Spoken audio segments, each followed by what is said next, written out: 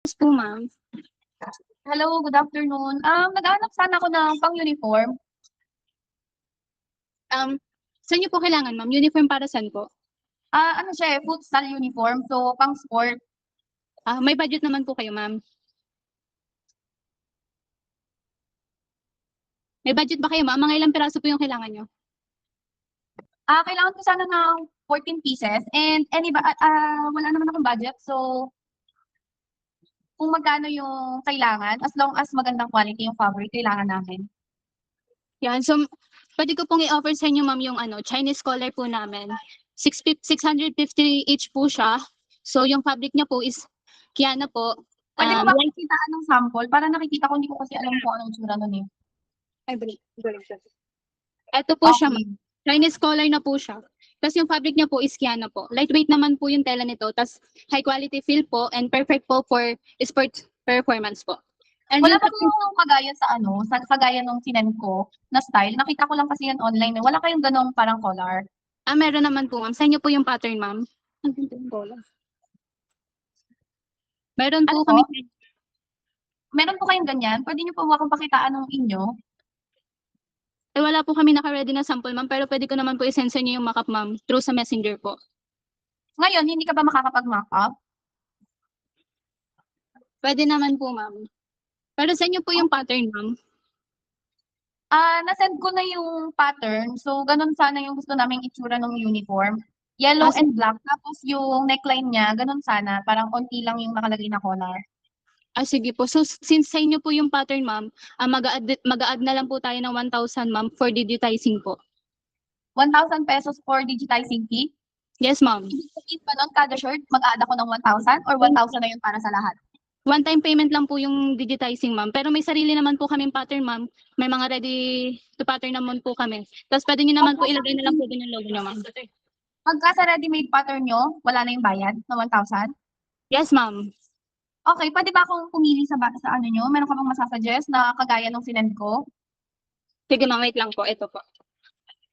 Medyo lang. Ano ba ang date dito?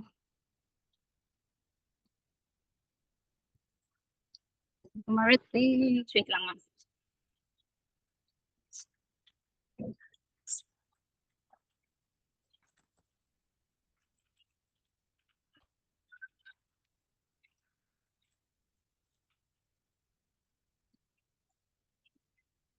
Wait lang po, ma'am.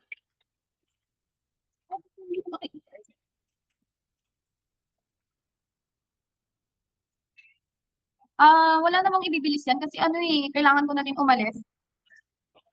Ay, wait lang, ma'am. Kunin ko lang po yung brochure, ma'am. Brochure na ako.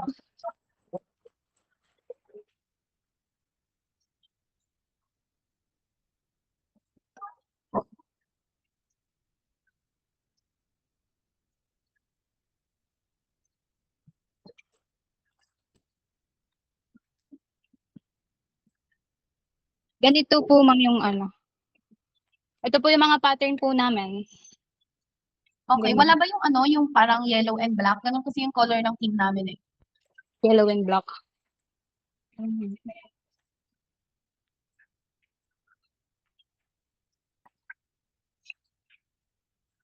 Ito, ma'am.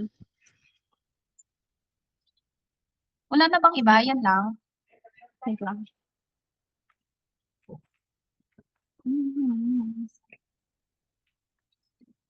Ito po. Ayan, sige, okay na ako dyan. Ito, ma'am. So, 650. 650 each po yan, ma'am. Okay, so 650 each. Yes po. Magkano yung total ko for 14 pieces? Total of 9,100, ma'am. Okay, Cash pwede na ba ako mag-down payment dyan? Pwede naman po. Half. Pwede ako mag-payment? Yes, Sige. ma'am. Pwede kayo magbayad ng half payment po. Sige, magbabayad na ako ng down payment. Sige, ma'am. Ano po, cash po ba or online payment po? Cash. Cash po. Sige, ma'am. So, since rush po ba to, ma'am? Oo, kailangan ko sana within 2 days. Sige, ma'am. So, pwede naman po ako makapag-send po sa inyo agad tomorrow ng sample, ma'am. Tapos pa-approve na lang din po ako. So, since rush naman po siya, pwede naman po natin siya rush sa production po, mga 2 to 3 days po. 2 to 3 days. So, kukulangan yung oras na binigay ko, tama? Yes po, ma'am. Pero, Sige, ipaparush ko na po. Okay na ako dito, Princess. Sige, ma'am. Okay na po. Okay na po, ma'am. Wala na po Okay na kayong po. additional. Sige po. Opo, Thank you. so, comment na ako. Sige po. So, medyo nababagalan lang ako sa flow, no? Medyo nababagalan ako sa mga response mo. Need mo din to do better when it comes sa sales talking para mas mabilis yung transaction with customer. Need mo din i-familiarize yung booklet and brochure para kapag nandiyan na si customer, hindi ka parang sinasabayan mo siya tumingin dun sa brochure. Dapat kapag alabas mo ng brochure, alam mo na kung saan yung pupuntahan mo, no? Alam mo na kung ano yung ipapakita mong page. Opo, ma'am. Tapos, yun din, knowledge sa down payment. Ang down payment po natin ay hindi pwede kapag ka 15,000 below, okay? So, Opo. allowed lang tayo magpa-down payment kay customer 15,000 above. Sige, ma'am. Okay po? Sige po. So, kailangan mo ng improvement sa down payment or payment as a whole. Tapos yung lead time, need mo din siya i-improve kasi yun nga, meron pa tayong process, no?